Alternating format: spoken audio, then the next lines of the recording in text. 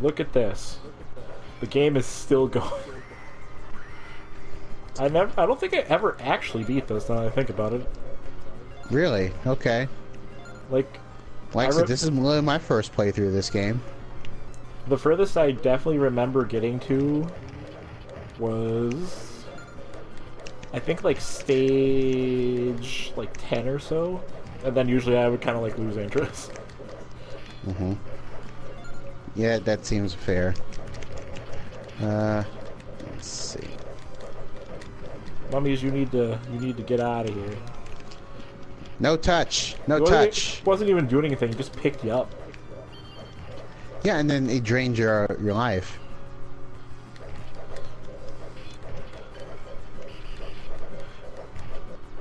Yeah, this game would definitely be too easy if you could just do the D&D cleric thing.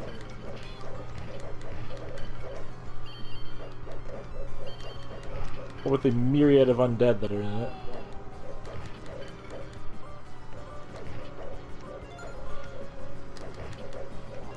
Oh, dang it. That's fine.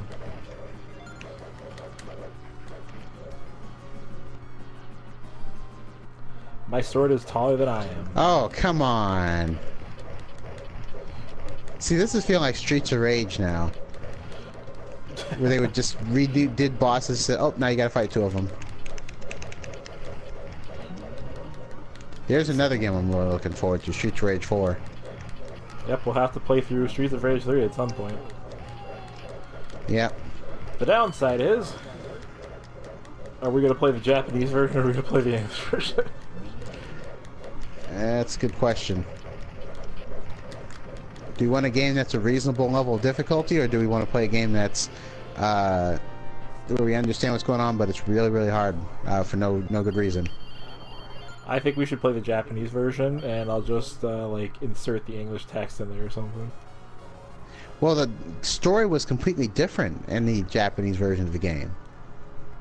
I do believe I have a fan-translated version that I can just, like, consult. Yeah, it might have to do that. Because basically, one of these is a mimic. Yep. Look at that, one of them was a mimic. What a surprise. Two of them were mimics. Mimics go home.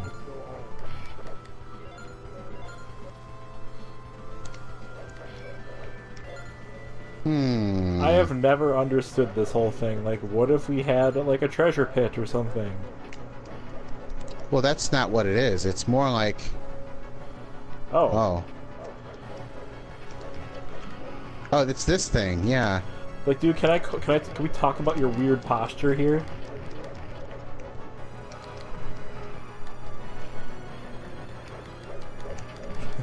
Like, I don't think you're supposed to be contorting your neck like that, man. I mean, he's gonna do whatever he wants. Can't really Dragons stop go him drag. from doing it if he wants. Yeah. Like, I could believe it if they actually. But yeah, the gold pit. The gold pit is pretty much because that's the standard thing. Dragons, gold pit, so on and so forth. I was gonna say I could believe this whole dragon thing if he were actually like moving his body a little bit too, and it wasn't just like standing there.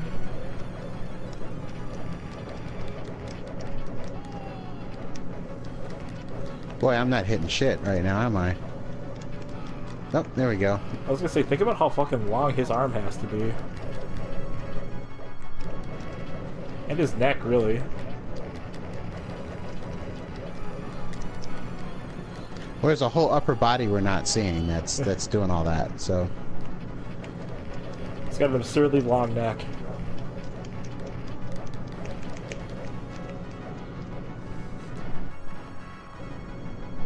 Long neck, long arms. I really like this effect with the falling coins everywhere. Oops, I accidentally hit. Didn't realize I hit jump too. I like how they're just like, yeah, the wizard dude was a dragon the whole time. Which begs the questions, why are dragons such assholes? because they need more gold. I mean, he's red, so... The evilest of evil dragons. Not counting all the epic level ones. I thought black dragons were the most evil. Nah, it's red. Or Okay. typically it's the ones that are red that are considered the most dangerous.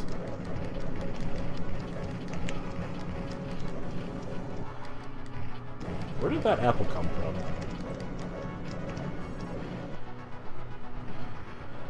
And then the band goes crazy.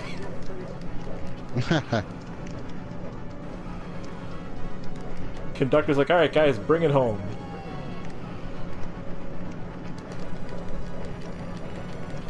Can you be dead now? Time to go home. Not actually Gildas, just a red dragon?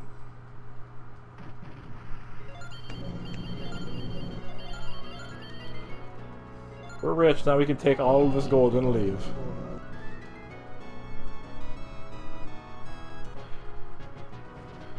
Because, I mean, this cave's pretty big. Although the heroes received many wounds, they were finally able to defeat the Red Dragon. Now their country would know peace again. Standing in the cavern of Gildas' treasure hoard, they were nearly blinded by the sparkle of gold. As they stood looking at their hard-won haul, they looked as though they could see new adventures reflected in each precious gem. And that adventure is, how are we going to get all this shit home? Yep. Let's go ruin the economy.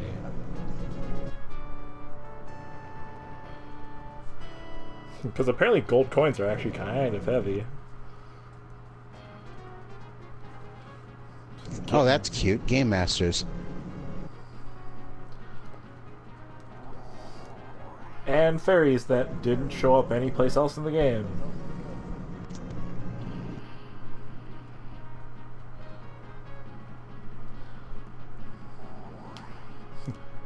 Shimopi. I really like how they did this because they wanted to avoid their employees being headhunted. Was that like a huge issue? I would imagine so, yes. Which is strange to think about, seeing as how more or less, like, if you have a job in Japan, for the most part, you're pretty much going to stay at that until the day you die. Yep. Or until you fail, at which point they'll just kind of guilt trip you until you quit. Such as not going out for drinks with your boss. Leaving work before your boss. Oh, enter my name, huh? Akf.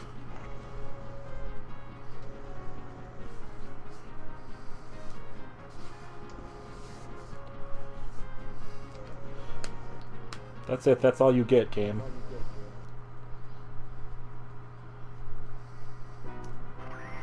And then we beat King of Dragons.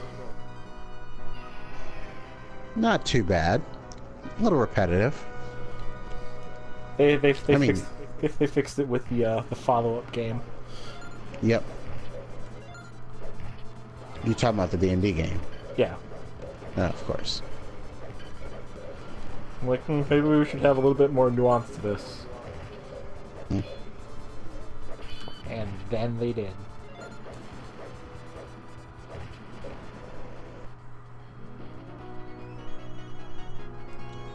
Oh, there's the story.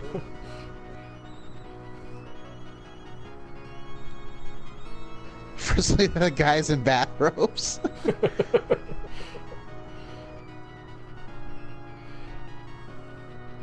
That's great. So the cleric can level fast because God said so. That's some amazing logic. I mean, it's not wrong. Yeah. I think it's weird that the game has the copyright for 2018, even though I know that that's, you know, it means that they actually went in and updated that just for this game. I'm guessing like they probably did some other stuff, but who knows what it is. Mm-hmm. What did you have your input latency set at? I just had it on the default too. I had mine on 4 and it seemed fine. Wait, holy shit, that wizard is only 28? With a beard like that? Wow.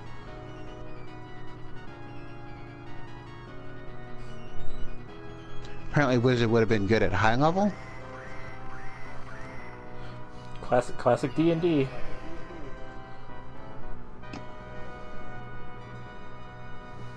Ta-da! Oops, I didn't mean to do that. So shit, are we going again? No, we're not. I was trying to... I wasn't sure what the controls were. Like, I was trying to get to the menu. And... that happened. Can you access the menu in multiplayer? No. You have to hit the touchpad. Oh, I was like, no, start couldn't be it. I would just quit otherwise. Yeah, we'll just do quit game here. Yep.